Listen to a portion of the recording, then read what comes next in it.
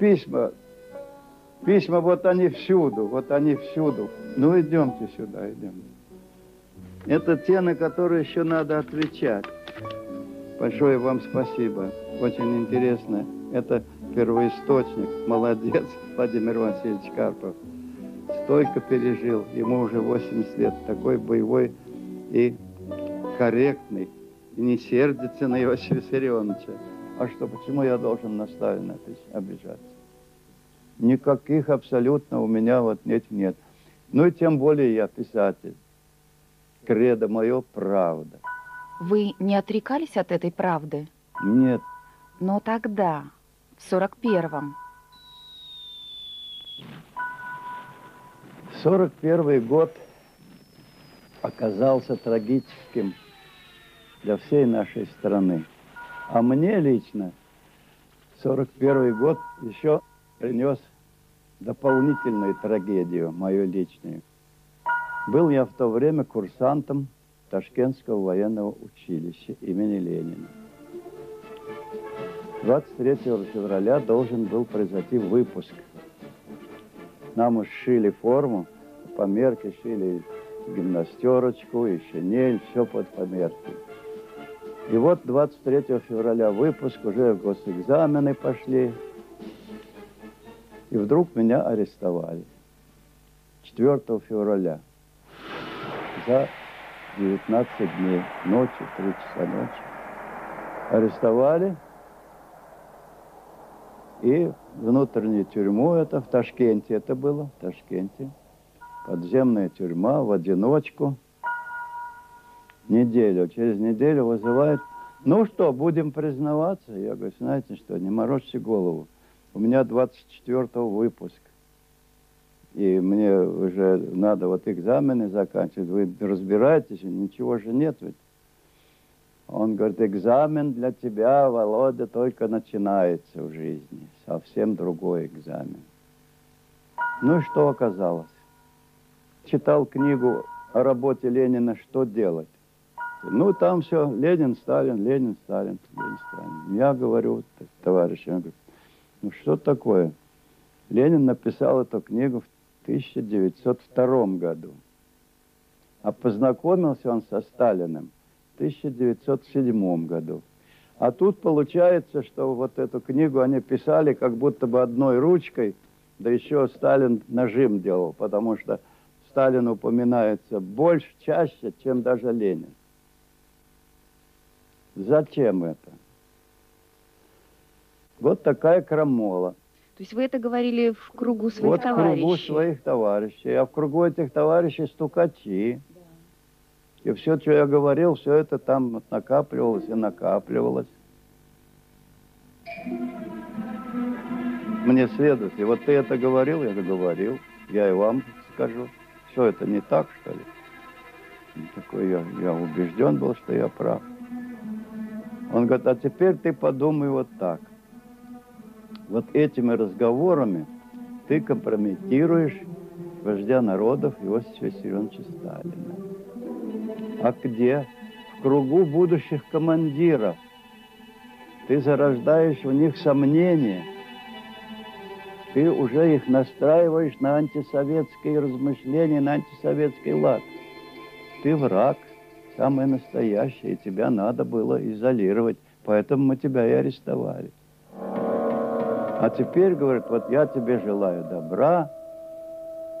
Я понимаю, что ты молодой еще, ты не мог до этого додуматься сам. Кто тебе это подсказывал? Кто тебя настраивал? Кто-то еще... Ну, я тоже уже соображаю, ага, я курсант, что я им там, мелочь. Им нужна группа, им нужно крупный заговор какой-то состряпать. И я не ошибся, начали мне пришивать, как говорится. А вот Петров, начальник училища, генерал-майор Иван Ефимович Петров. Я говорю, ну как можно, ну Петров, участник гражданской войны, 2 ордена Красного Знамени. Он советскую власть устанавливает. Говорю, как вы можете даже об этом подумать? В общем, я так отшил, да, отставил. Стали пришивать главного редактора газеты окружной, где стихи печатались мои. Это уже на следующих допросах. На следующих допросах. Вот. А он пишет: с целью подорвать авторитет Иосифа Виссарионовича Сталина я вот это говорил. Я говорю, я это подписывать не буду. Это ты придумал. Это ты придумал, ты подписывай. Но у вас не было мысли, что такие разговоры опасны? Нет, я в то время был убежден, что я прав, что это правда. Даже когда вот бокс, вы знаете, что такое бокс? Бокс – это 75 или метр на метр бетонный такой мешок. Еще туда вниз полуглубленные пару ведер воды выльют. А когда я сидел, февраль, и все эти стены зеленые от плесени, и не прислонишься, они прямо обжигают. Все-таки подписали? В конце концов подписал, но чувствуешь, ну куда уже, чувствую гибель. 58-10, антисоветская агитация, трибунал.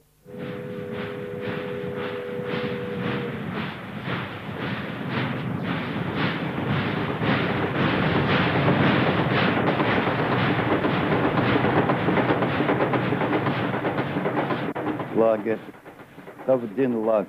Это север, это 50-60 градусов. Мороз, лесоповал. Знаете, что такое лесоповал? Лесоповал – это страшное дело. Это с утра и до ночи вот, свалить эти деревья в тайге. Свалить-то еще не сложно. Спилил, свалил, упал, а там снег по пояс. Вот сучья обрубать, вот поэтому прыгать вот среди этих сучьев и все это очищать ствол, это адская работа. Ну и при том питании, которое там еще. Многие люди, конечно, от истощения умирали, от болезней умирали. И я, в конце концов, тоже уже дошел, вот цинга пошла.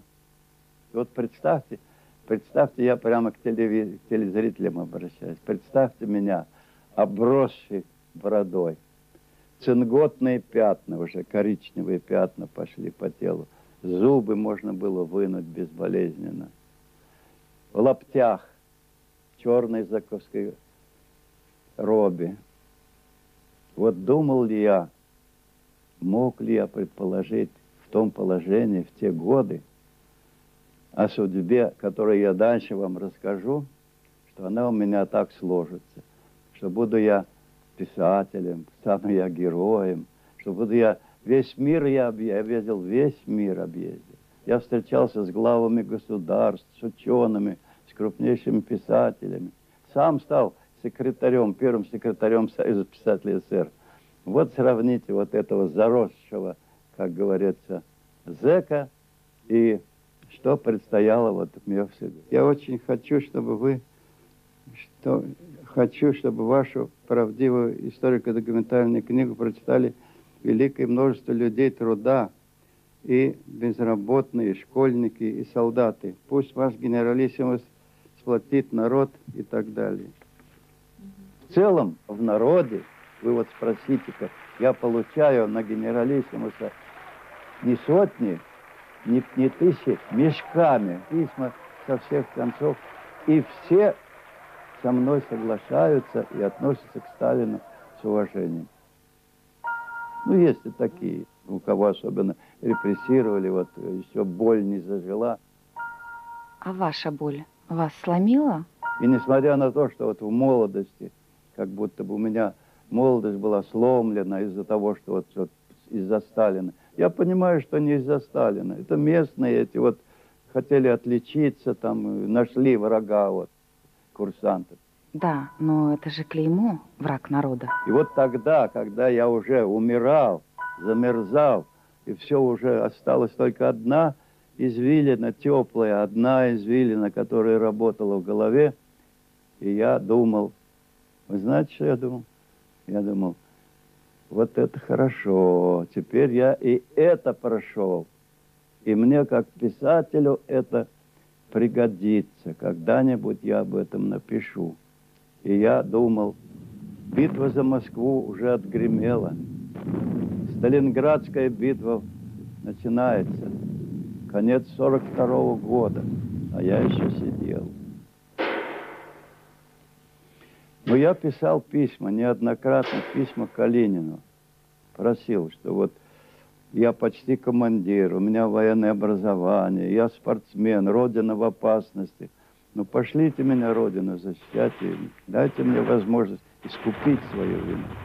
И в ноябре 1942 года пришел не одному мне, а список там на наш лагерный пункт человек, наверное, 12 освободить.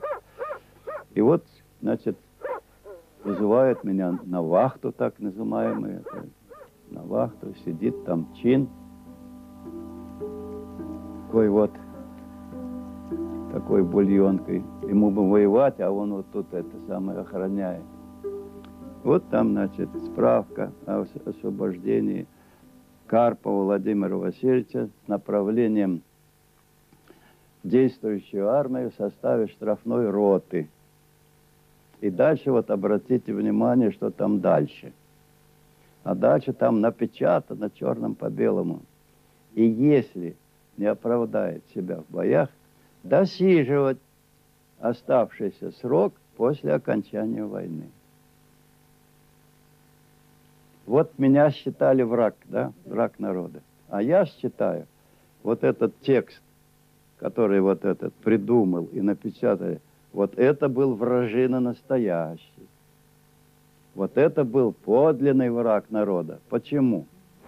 Потому что когда мы прибыли на фронт, когда вышли уже в первую траншею, и когда человеку знали нас, как в штрафные роты, в какое пекло суют, и когда вот завтра будет смерть, и с этими справочками многие поползли к немцам.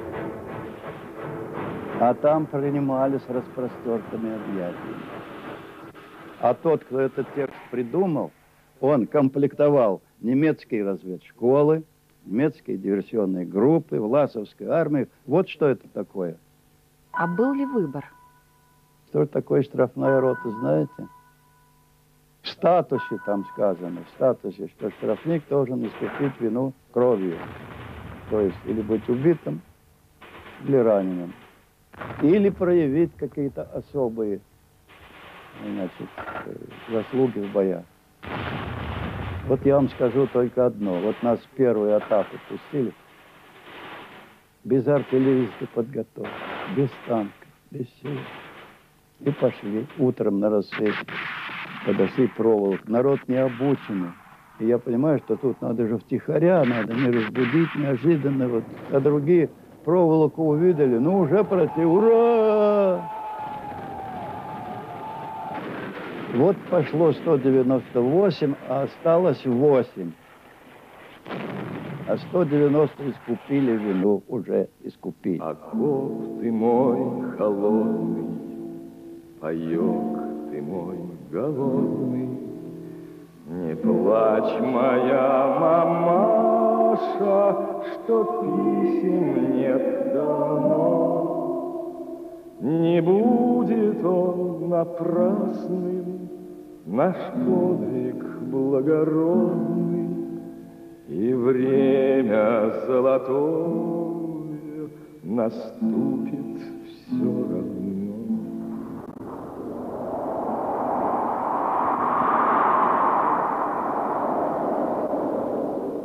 А мы так вот более-менее невредимые, вот 8 человек, но не ранены. Ну, ждите следующую роту. Следующая рота пришла, нас ввели. Дошло там до рукопашной, ну, отличился. Ну, в общем, это долго рассказывать. В конце концов, я себя показал в боях, конечно, неплохо. Все-таки я и подготовка сказалась, и бокс. Бокс, вот, кстати, это не только кулаки. Бокс – это быстрота мышления. На ринге, вот в этой схватке человек приучается быстро мыслить в экстремальных обстоятельствах. И это очень помогало. Вот рукопашные, там заскочили, там лоб в лоб с офицером. Я на секунду раньше зажал курок, свалил его. Ну и так далее. Короче говоря, потом, значит, 5 нас отобрали. Вот. И Диранин вот несколько раз ходил в атаку. Даже, может быть, об этом и рассказывать неудобно.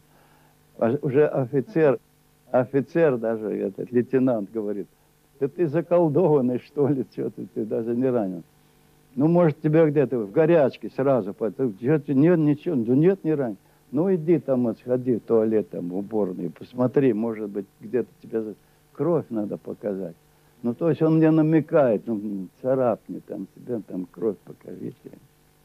Но настолько были мы порядочные, воспитанные, честные, я даже не мог вот на это решиться, чтобы пошел, покурил, пришел, говорит, да нет ничего. Ну, говорит, ну, в конце концов, вот, освободили без ранения за особые, значит, заслуги, справка военного совета фронта. Ну, идите, смотрите, вот, выбирайте, чего вам надо. Вот справка о снятии судимости. Красноармейцу Карпову Владимиру Васильевичу. А за ними стоят люди, разные справки, разные эмоции. Вот вы поймите вот эти переживания психологические и человеческие у человека, у которого эта справка с таким текстом, если не оправдает себя в боях, досиживать оставшийся срок после окончания войны. И еще этот бульдог, который выписывает, про себя говорит, видно, уже знали, информация была. Напрасно таких выпускают. Все равно к немцам убегешь. Он же меня оскорбляет. Ну что, он оскорбляет, ему сказать тоже крепкое словцо, там, знаете, быстро еще припишет новое дело. И, да. А у него висел на стене плакат «Ордена и медали СССР». И я ему говорю, а вы, гражданин начальник, напрасно так о людях думаете. Я еще, может быть, вот орден заслужу. И показал на этот плакат. Он говорит, ну давай, давай. Я бы очень хотел встретить этого человека в жизни. Не довелось. Я послушаю телефон. Я же привязан. Но вот я так перед Родиной оправдывался, не поймите это за хвастовство. Я заслужил все, что было на этом плакате.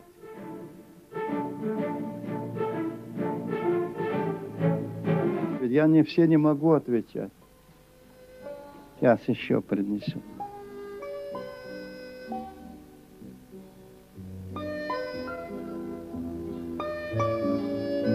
Это корреспондент, который в советском воине.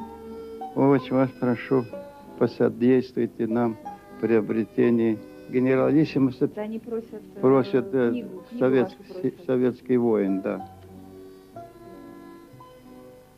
И вот это вам снять надо. Вот с товарищами в разведшколе. Молоденькие мы были.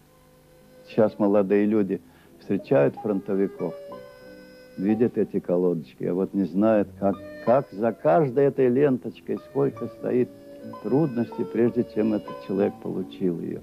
Я начинал рядовой красноармеец 629-го полка, разведчик. А какая разведка в полку? Это не там, как Штирлиц, там, знаете, где-то на паркетные полы, люстры и коньячок попивает. Там всякое бывает. Это самая такая грубая работа. Много ли увидишь бинокль, много ли увидишь стереотрубу? Немного. Самый ценный источник сведений – это взять языка, тащить его, допросить, ну что там, где у вас, какие силы, что вы замышляете и так далее. Ну, он может врать, сказать неправду. Значит, надо контрольного.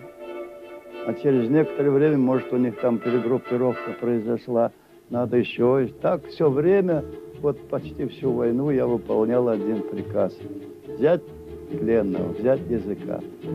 Накопилось уже несколько десятков, я участвовал в этом захвате языков. А был такой неписанный закон. Вот летчикам присваивали звание героя за 25-30 сбитых самолетов. Это действительно подвиг. Это действительно подвиг настоящий. Ведь еще сколько раз его самого могут сбить или сбивают. А у разведчиков тоже была такая не норма, а такая 25-30 языков. Если вот захватил, участвовал, тоже представляли к званию героя. Ну, у меня уже накопилось больше, и меня не представляли. Вот командир полка говорит, ну, теперь вот мы пошлем. А то у тебя биография подмочена, теперь, ну, за 45-то уже тебе должны присвоить. Послали.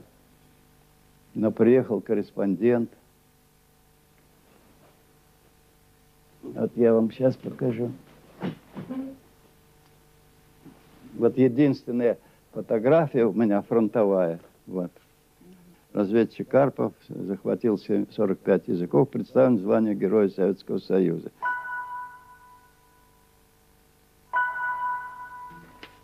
Сейчас. Вот командир полка мой. Картунов Алексей Кириллович. Потом был министр газовой промышленности. Представление отправили, а что было дальше?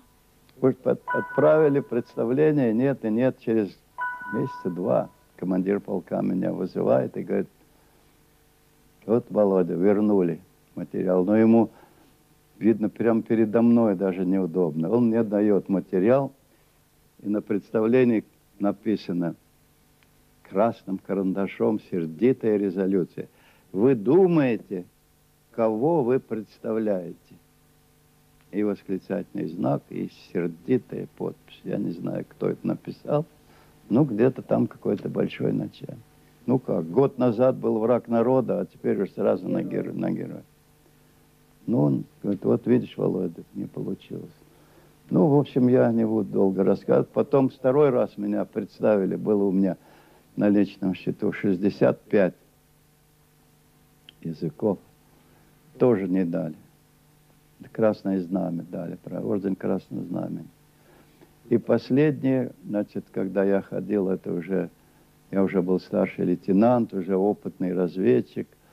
И по заданию, личному заданию Черняховского, командующего фронтом, генерала армии, я ходил в Витебск в немецкой форме. Но я до того уже несколько раз бывал в тылу по спецзаданиям. И вот ходил туда. Очень сложное задание было. Там я принес важные документы. Агентурщики достали в немецком штабе, они их сфотографировали. Но по радио нельзя документ передать. Надо было пленки эти принести. Вот я за ними ходил. Ну и там это рассказывать длинно. В Витебске там патруль меня задержал. Отстреливался, я убил этих патрульных, еле живой ушел.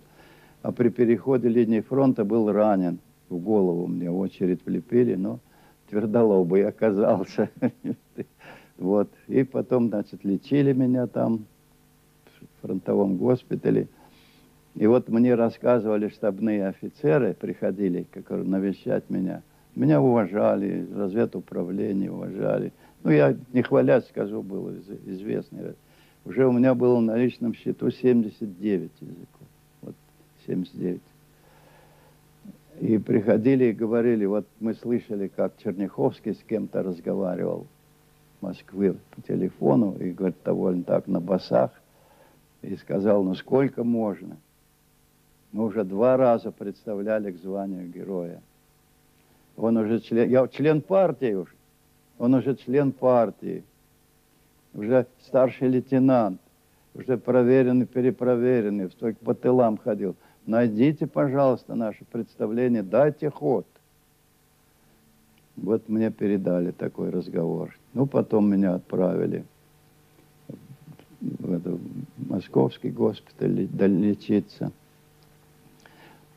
И вот такой эпизод, может быть, это интересно телезрителям, как человек узнает о том, что ему присвоено звание Героя Советского Союза. Это такой трогательный в жизни человека момент. Ну, если бы я был в своей части, ну, пришла бы телеграмма, там, командование поздравило бы. А я, после того, как меня выписали из госпиталя, учился в высшей разведывательной школе генерального штаба. И ходил еще с забинтованной головой, но уже учился. И вот это 44-й год, война еще идет, июнь месяц. Иду по улице Горького. Ну, дело молодое, где-то там с ребятами там и гуляли, все это бывало. И иду, вот это, спешу утром на занятия. И вот в районе улицы Пушкина, площади Пушкина, женщина, старуха, расклеивает газеты свежие. Тогда были щиты, и вот свежие газеты расклеили. Там сообщение информбюро. Ну, я тоже посмотрел, что там на фронтах, какие дела там, как. Информбюро. Подошел, она повесила, так приклеил, я читаю, информбюро. Ну, посмотрел, тут справа указ о присвоении звания Героя Советского Союза. Там списочек небольшой. Карпов Владимир Васильевич. Мне так прямо, знаете, как-то жаром обдало. И это даже видно было по лицу. Эта женщина говорит, ну я молоденький, я в форме. Она говорит, сынок, что, тебе плохо? Я говорю, нет, мамаша, мне очень хорошо. А что такое? Я говорю, а вот почитайте. И показывает. Она, ой, поздравляю. Ну давай я тебя поцелую. Целует меня, поздравляет. Я говорю, ну я вас поцелую, спасибо. Люди смотрят, что такое? Молоденький офицер с бабкой целуется в ней. В одной руке ведро с клейстером, в другой эти вот. Вот так я узнал, что мне присвоено звание Героя Советского Союза. Ну, потом вручение уже было в Кремле. Ну, 79, сами понимаете, какая-то неровная. Ни 75, ни 80. Я своей жене, Женечке, говорю, все-таки я буду считать, что у меня 80 языков. Ты мой 80-й язык. Она была студентка 3-го курса, молоденькая, красивая девушка. Я говорю, вот я буду считать, что ты мой 80-й язык для ровного счета. А она мне, знаете, что отвечает? Знаешь что, говорит, еще неизвестно, кто к кому в плен попал. Так что не получился у меня этот 80-й язык. Книга ваша «Генералиссимуса» переживет века. Это главный эталон понимания феномена по имени Сталин и Россия. Очень мал тираж. Надо сотни тысяч экземпляров. Ваша книга станет программой борьбы русского народа за свое полное и окончательное освобождение на все времена. Но почему-то за Сталином закрепилось определение тиран. Потому что это у вас остались ярлыки на телевидении, в средствах массовой информации. Сегодня вот опять-таки ничего, кроме репрессий. Вот вот он тиран, вот он там погубил, много там. Тут нужно с этим делом разобраться. И я разобрался с этими репрессиями. Вот в своей книге «Генералиссимус» я подробно, я много-много архивов перерыл, перечитал. И тут надо только иметь в виду хотя бы одно главное, что первые годы после революции при Ленине, ну, Ленин тоже был ранен, больной, при Ленине где-то до 26-го, до 27-го года всю власть в руках держал Троцкий. В то время Сталин был небольшая группа, он, Молотов, Калинин, Ворошилов, там Фрунзе. Небольшая группа, он власти совершенно не имел. И на заседаниях Политбюро Каменев, который после смерти Ленина вел эти заседания, Сталина даже в число Политбюро на президиум не сажали. Он сидел в первом ряду. И, представляя слово Сталину, Каменев иронически говорил, ну, какие у нас дела там в канцелярии, имея в виду, что он генеральный секретарь, и он секретарь по бумажкам. А почему Троцкого называли красным Бонапартом? Я справку привожу. 2,5 миллиона человек было уничтожено при господстве Троцкого. Когда он вот красный Бонапарт, как его считали, и когда он был хозяин, всюду были ставленники его. И сейчас вот все это, репрессии, там священников уничтожали, на Соловки загнали, церкви разрушали. Это все вершил Троцкий. Троцкий какую имел поддержку? С кем он был в союзе? Именно Ленин придумал такой хитрый ход. Троцкому было поручено Вот письмо Ленина, пожалуйста. В соответствии с решением ЦИК и Совета народных комиссаров необходимо как можно быстрее покончить с попами и религией. Попов надлежит арестовывать как контрреволюционеров и саботажников, расстреливать беспощадно и повсеместно, и как можно больше. Церкви подлежат закрытию, помещения храмов опечатывать и превращать в склады. Калинин, Ленин. Как это вам нравится, такое указание? Уничтожать. Решение было такое. Голод был. И для того, чтобы бороться с голодом, было решено взять ценности из церквей и на эти ценности купить хлеб для голодающих. И председателем этой комиссии был назначен Троцкий. Троцкий расширил свою компетенцию от отбора ценностей до уничтожения попов, а чтобы это все не было отнесено и разоблачено, и чтобы не было понятно, что это действуют сионисты, Ленин подсказал. И вот здесь вот в соответствии с решением Политбюро, а какое было решение? А решение было такое. Все документы по уничтожению, вот расстрелы, все это ограбление, изъятие, все документы готовит Троцкий, а подписывает Калинин, чтобы подпись была русского человека, Михаила Калинина, которого все уважали, который был союзный староста считался. Вот ведь какое иезуитство.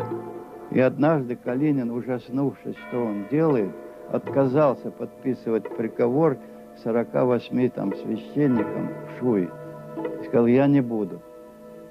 Троцкий поставил на Политбюро вопрос, что Калинин не выполняет решение Политбюро, чтобы его наказали и заставили. И Политбюро этот вопрос обсудило, и Калинина заставили подписывать эти письма. Указания товарища Ульянова, Ленина, от товарища Дзержинского и все соответствующие инструкции ВЧК и ГПУ в отношении священнослужителей православной церкви, православных верующих отменить. А? Не побоялся Ленина, которого он очень ценил. Отменил. Вот как Сталин защищал. И приказал Берии. И освободили всех из этих, из Соловков, из кто, ну кого успели, кто жив остался. Вот, пожалуйста, период с 20 по 30-е годы в Москве на территории прилегающих районов полностью уничтожено 150 храмов. 300 из них преображены в заводские цеха, клубы, общежития, тюрьмы. Планы архитектурных застроек предусматривают снос более 350 оставшихся строений храмов и церквей. На основании изложенного ЦК считает невозможным проектирование застроек за счет разрушения церквей и храмов. Органы советской власти, рабоче-крестьянские митцы обязаны принять меры по охране памятников и восстановлению церквей. Вот что такое Сталин. Но в то время всюду были ставленники Троцкого. Все прокуроры, все секретари горкомов, обкомов, все были троцкисты, все было его, это самое. В том числе и военные, Тухачевский, Якир, все вот кто потом как разоблачили, это все его кадры. Это не надо забывать. А вот после убийства Кирова, Киров был, опять-таки, это троцкисты пускали все слухи, что Киров был вроде бы соперник, конкурент Сталину, и где-то там он боялся, чтобы его не переизбрали. Это все глупости. Киров был самый близкий друг Сталина. С гражданской войны, еще с Царицына. И когда он приезжал, он был секретарь Ленинградской организации партии. когда приезжал в Москву на пленумы, там совещания какие-то, он нигде в гостиницах не останавливался. Он останавливался на квартире Сталина, у своего близкого друга. Дети Светлана, Василий Сталина висели на нем, любили его. Отдыхали они вместе в Сочах, там в Гаграх, отпуск проводили вместе. Это был самый близкий человек. И когда убили Кирова, а убили троцкисты, убили, вот тут Сталин зубки показал. И характер свой кавказский показал. Он за друга, как говорится, решил это дело размотать как следует. И тут вот вскрыли и заговор один, и второй, и судили этих заговорщиков. А как же должен вести глава государства себя в этих случаях, когда уже на него заговор, завтра его будут уничтожать и его соратников? Как еще он должен себя вести? Конечно, их арестовывали, конечно, их судили. И они были преступники по тем статьям, которые им предъявлялись. А ГУЛАГ, Соловки, Ильген? ГУЛАГ создал Троцкий, военный трибунал создал Троцкий. Все эти там внесудебные, без приговора, расстрел. Это все было по указанию Троцкого. В крупных городах проводилось ежегодно 80, 100, в некоторых 120 процессов политических ежегодно. И расстреливались по 40, по 50, по 100 с лишним человек.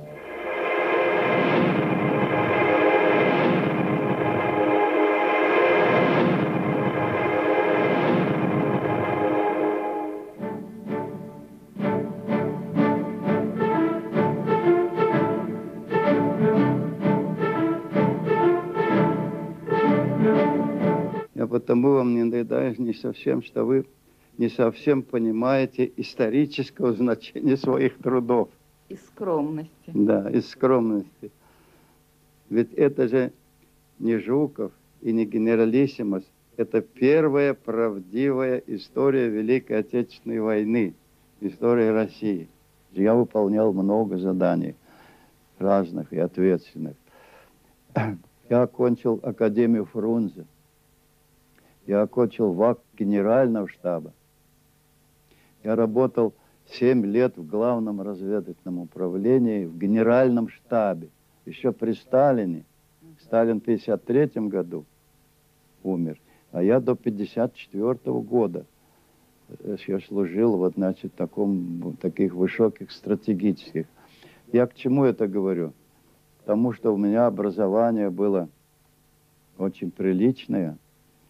Я имею полное право рассуждать о таких масштабах, в которых вот Жуков действовал, Сталин. Он и как военный, я сказал гениально, как дипломат, как он умел дипломатию.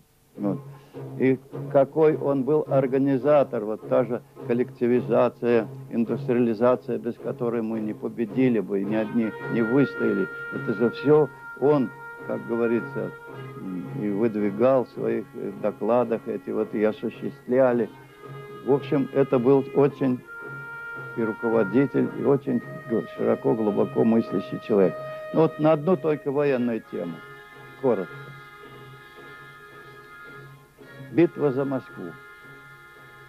Я написал книгу о Жукове. У меня большая книга тоже. Да, Жуков у нас прекрасный полководец, и в Москве он в битве за Москву особенно отличился. И вот теми силами, которые были у него, перешел в наступление 5 декабря. Все это так, и честь и хвала ему. Но, если бы не Сталин, мы битву за Москву не выиграли бы. Простите меня за эту кощунственную мысль, но Москву немцы взяли бы. Почему? Потому что когда вот мы, военные, ну не я лично, а вот мои однополчане, все стояли насмерть, защищая Москву до последней капли крови, выдохлись, окончательно выдохлись. И Сталин позвонил, Жукова спросил: скажите мне честно, мы Москву удержим или нет? И Жуков не сразу ответил. Задумался, там сказал: Москву удержим, товарищ Сталин, но надо еще резервы, надо помочь. И Сталин ему ничего не дал. Вот задумайтесь. Ничего, во-первых, все считали, что ничего не было. Ну, там что-то небольшие училища, там части МВД там послали, это все было. А в это время Сталин формировал 3 армии. 3 армии. 20-ю, 10-ю и 30-ю армию. Недалеко от Москвы. Судьбу любого сражения решают резервы. Вот когда наступает критический момент, который бывает в каждом сражении, когда наступает критический момент, у кого есть резервы, тот и выиграет. Так вот, он 3 армии формировал в период, вот когда стояли насмерть, и никому ничего не дал. И когда наступил вот этот критический момент, и когда Жуков вот перешел к наступлению, далеко бы они не ушли, сележек у них не осталось немного. Далеко бы они не ушли, немцы бы их остановили. Вот тут Сталин ввел 3 армии. О, вот стратег. И они-то вот вместе с другими погнали на 200-250 километров, отогнали от Москвы. Вот что такое Сталин стратег. А в битве за Сталинград какое участие принимал Сталин? Битва на Сталинграде. Вот это поворотное во всей Второй мировой войне, как говорится, стратегический поворот. Да, сталинградцы герои, 4 месяца держали, Сталинград тоже до последней капли крови стояли, истощились. Разве они могли бы совершить вот это вот окружение огромной 300-тысячной немецкой армии? Не мог. Вот пишем все, и как ни странно, даже многие военные пишут, вот сталинградцы там, и все честь и хвала, выстояли, окружили. Нет, это не так просто было. Вот в те 3-4 месяца, когда там стояли насмерть, Сталин формировал 2 танковых армии. Лично, целыми ночами сидел и звонил в танковые заводы, эвакуировали те, которые с Запада и которые были в Сибири, в Средней Азии. Звонил директорам заводов. Петр Иванович, сколько танков вы сегодня за смену? Товарищ Сталин, 4 или 5. Маловато, постарайтесь. Другому звонил. Вот в течение 4-3 месяцев сформировал 2 танковых армии. Вы представляете, что это за махина? Танковые армии. И вот те стояли, держали до последнего кирпичика. А эти армии Сталин сосредоточил на флангах. И как шарахнули, вот и получилось окружение 300 этих самых армий 6-й Паулюса. Я понимаю, что вы относитесь к Сталину не только как к военному и политику. Вы привносите в книгу свое личное отношение к Сталину. У меня последняя фраза в этой книге. Да, культ личности Сталина был. Но и личность была. Вот что не надо забывать. Я не пишу, я не делаю из Сталина ангела. Я не делаю из него какого-то, вот знаете, непогрешимого. Он был человек со всеми свойственными ему человеческими какими-то недостатками и грехами. И я пишу в этой книге и о его промахах, и о его некоторых заблуждениях и неудачах. Я пишу честную книгу. Но в целом это все-таки был действительно великий человек, и как руководитель, и как военный, и как человек. Наше телевидение при всей нашей гласности, свободе слова, демократии отказывается демонстрировать этот фильм. Там 2/3, 90% содержания книги о генералиссимусе, о Сталине, как военном человеке, как он участвовал в разработке операций, как победы одерживали благодаря его мудрости, все. Но всех смущает сионизм, об этом говорить нельзя, это табу. Это последствие или продолжение холодной войны?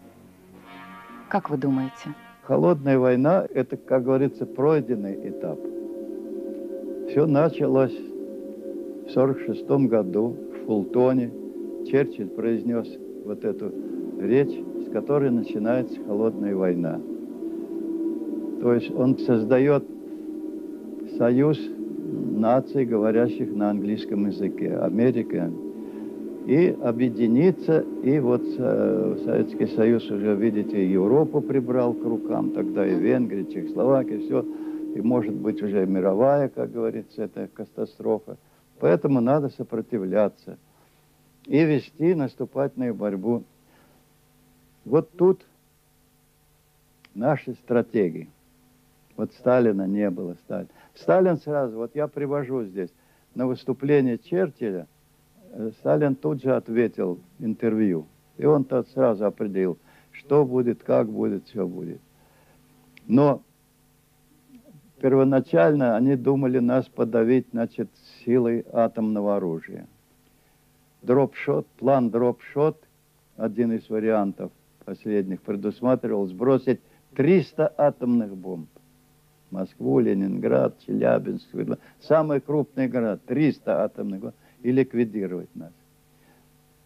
Но Сталин-то ведь это предвидя, форсировал работы.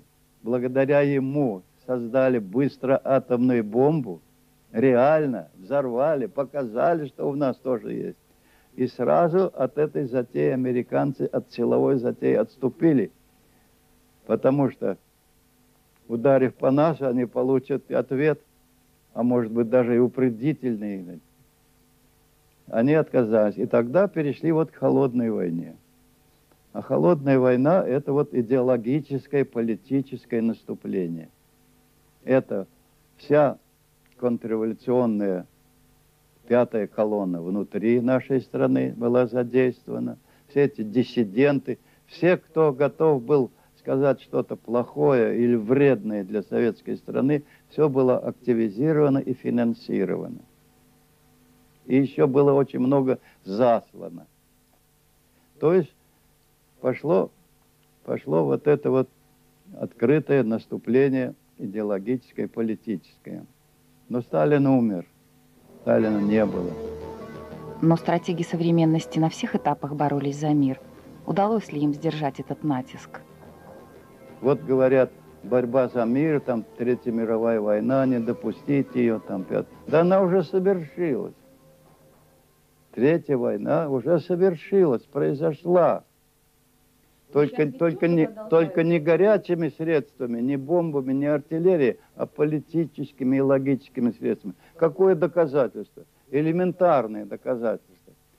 Зачем шел Гитлер своей армией на Россию, на Советский Союз? Уничтожить СССР, уничтожить советскую власть, уничтожить партию, ликвидировать наши все завоевания, захватить наш, как сырьевой источник, землю и посадить своих, значит, этих хозяев. Это горячей войной. А холодной войной американцы чего добились? Того же самого. Уничтожен СССР, уничтожена советская власть, уничтожена партия. Сидят и все эти грабители, оккупанты, по сути дела, мы оккупированная страна. То есть война состоялась, и итоги ее те же, что и в горячей войне. Его подлинные слова. Их он сказал революционерке Калантай, его, как говорится, еще знакомые по революционным временам, в 1939 году, а она записала. Вот что он сказал. Многие дела нашей партии и народа будут извращены и оплеваны. Прежде всего за рубежом и в нашей стране тоже. Сионизм, рвущийся к мировому господству, будет мстить нам за наши успехи и достижения. Он все еще рассматривает Россию как варварскую страну и как сырьевой придаток. И мое имя тоже будет оболгано, оклеветано. Мне пришьют много злодеяний.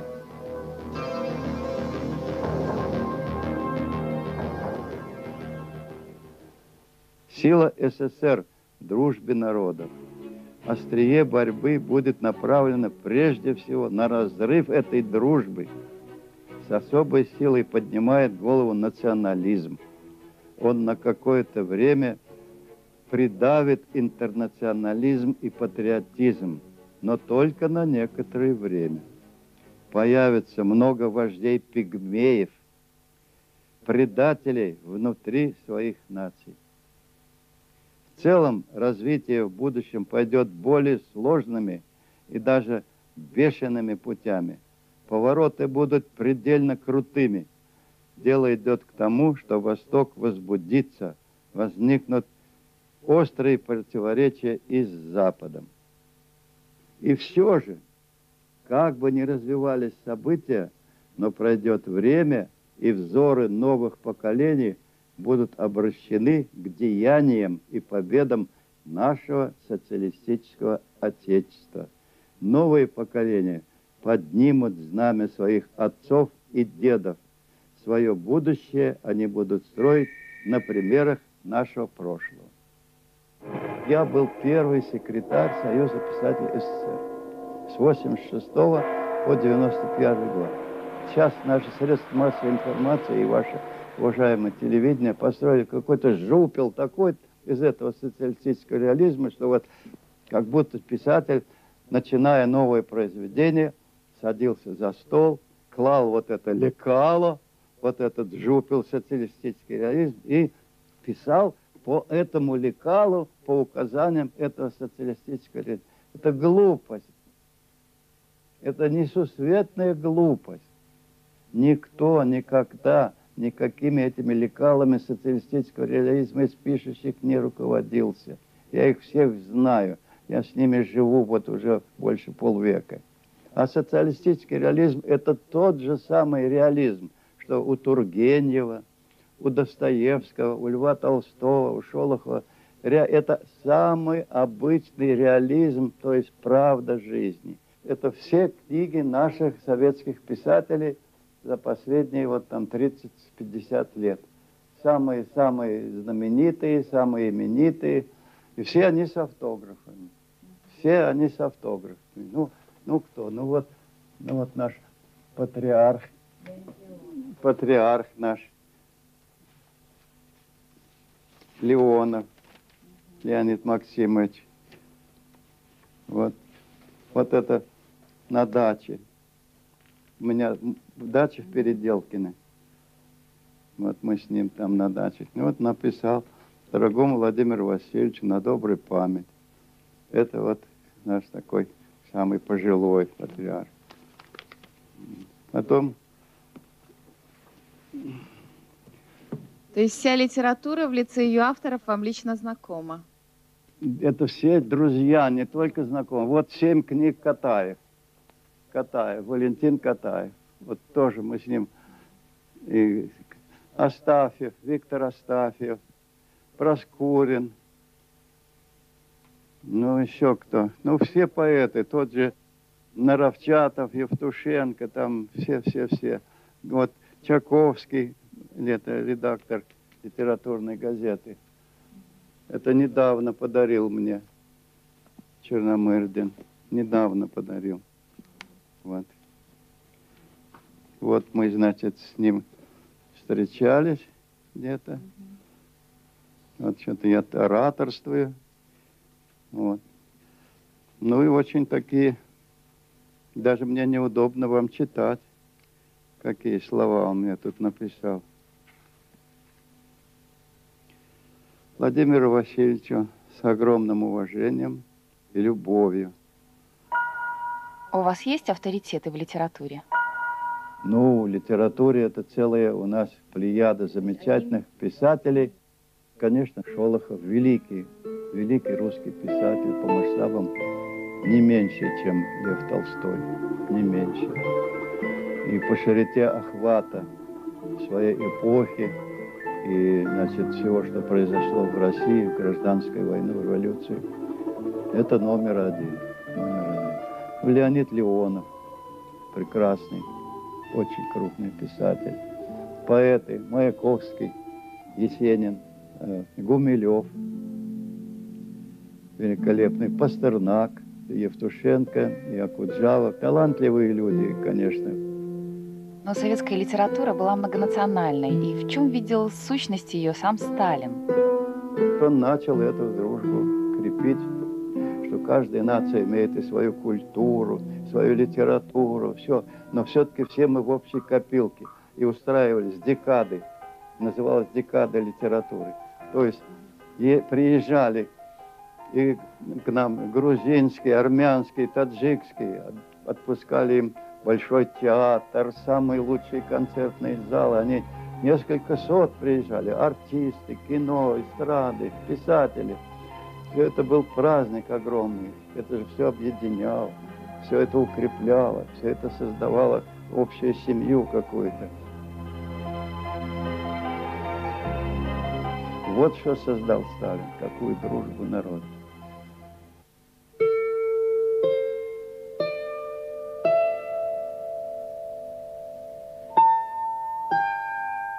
А когда вам лучше пишется? Ну, я вообще пишу с утра, в любом месте. В любую пору года? В любую пору года, но с утра. Я жаворонок. Есть люди совы, ночью работают. Есть жаворонки. Вот я жаворонок. Я с утра. Вот здесь я встаю в 6 часов, в 7 часов. Солнышко только ходит. Пословицы хорошие. Кто рано встает, тому Бог дает. С кем связано создание Переделкина? Переделкина это вот Иосиф Виссарионович Сталин подарил писателям. В 1934 году он беседовал с Максимом Горьким и спросил его, как вот, Алексей Максимович, вы за границей часто много жили, как там писатели работают? Ну, писатели, говорит Иосиф Виссарионович, любят тишину, и они обычно на даче, за городом работают. А наши писатели как работают? Ну, товарищ Сталин, у наших писателей дач нету. Они не могут дачи себе купить и работают дома, в городе. Он говорит, о, это нехорошо, Алексей Максимович. Вы мне составьте список на 50, так 45 самых ведущих советских писателей. Горький такой список составил. Сталин дал команду. Здесь вот в этом лесном массиве, тут был сплошной лесной массив. И была одна дача, Серафимович один, первый, тут поселился себе дачку такую вот в этой глуши. И сказали, что здесь очень хорошее место. И построили 46 или 48 дач. Вот такие, все почти одинаковые. И правительство, даже не Сталин, а правительство подарило Союзу писателей. Это целый городок. И мы, это принадлежит Союзу писателей, Литфонду. А мы, писатели, арендуем, берем в аренду. Но только при жизни. А если писатель скончался, жене дают год на ликвидацию библиотеки, архива, там все, вывести имущество. Заселяется следующий очередник. Поэтому через эти дачи прошло несколько поколений. Вот так вот здесь они, большинство, и работают. Многие тут жили. Шагинян, вот я с ней дружил. Валентин Петрович Катаев, с ним вот дружил. Вот дальше за забором Евтушенко, мой сосед. Ну, там напротив вот Каверин, очень хороший писатель. К сожалению, многие уже умерли.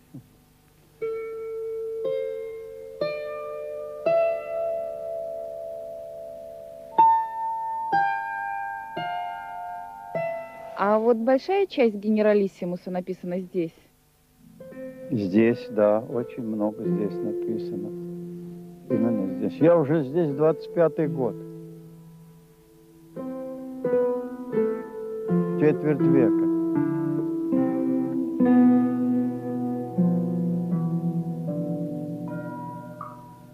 Ну вот я вам говорил, что когда я был заключенный и обросший бородой и цинготных пятнах, и в лаптях, и думал ли я, что в моей жизни предстоит встреча с очень интересными людьми.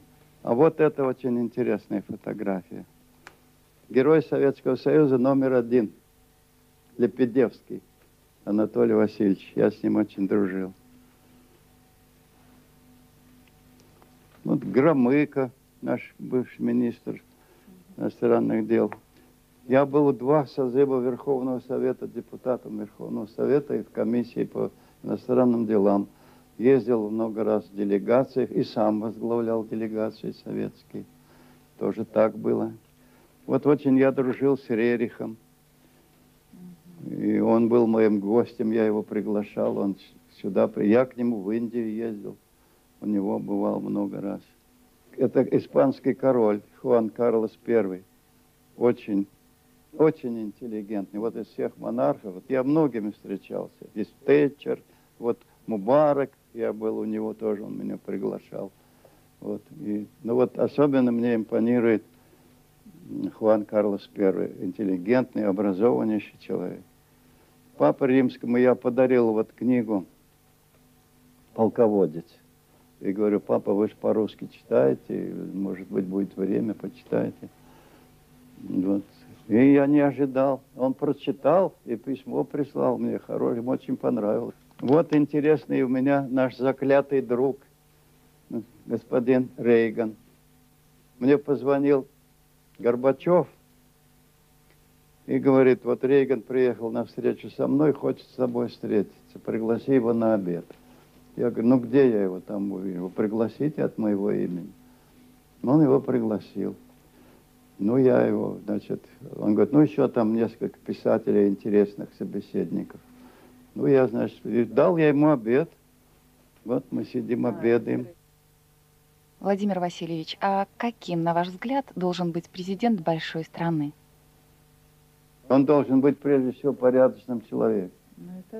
Прежде всего порядочным человеком, любить свою родину, любить народ и понимать, какие на него возложила огромные обязанности история. Вот это самое главное. Вот насчет Белоруссии и насчет президента Лукашенко я вам скажу. Это человек, который вызывает величайшее мое уважение. И я понимаю, как в создавшихся условиях ему очень трудно. Фактически мы, это имеется в виду СССР, его предали. И он сейчас в сложнейшем условиях, когда приходится сопротивляться этой махине, имя которой Соединенные Штаты, с ее богатствами, с ее возможностями, с ее опытом всяких революций и контрреволюций, ему, конечно, противостоять очень тяжело. Но мне кажется, что все будет хорошо, потому что у него абсолютно ясная цель. Ясная цель, что он хочет. И на многих наших ошибках, которые в результате которых была великая держава, Советский Союз, разгромлен, он эти ошибки видел, и их учитывает, и не допускает. И как бы на него там не лили, сколько там не упрекали его, что вот он это консерватор в смысле идеологии социалистической, там и порядков, и промышленности, все это только ему честь. Только благодаря этому он, как говорится, и держится, и это видит и понимает народ. И самое главное – поддержка всего народа. Народ с ним согласен, народ уважает, народ чувствует в своей жизни, что именно то, к чему стремится Лукашенко, им всем и надо. Даже в бытовом отношении. У вас и обеспечены в материальном отношении люди лучше. И все порядки у вас лучше. И законность более твердая, чем у нас. И нет этих массовых преступлений, и убийств, и самоубийств, этого беспорядка. Нет этих чертовых олигархов, которые сосут из земли, из людей кровь, все наши ценности. Он этого не допускает. В этом отношении, конечно, он очень самостоятельный, очень мудрый и дальновидный политик. И дай Бог ему, чтобы он и дальше так продолжал.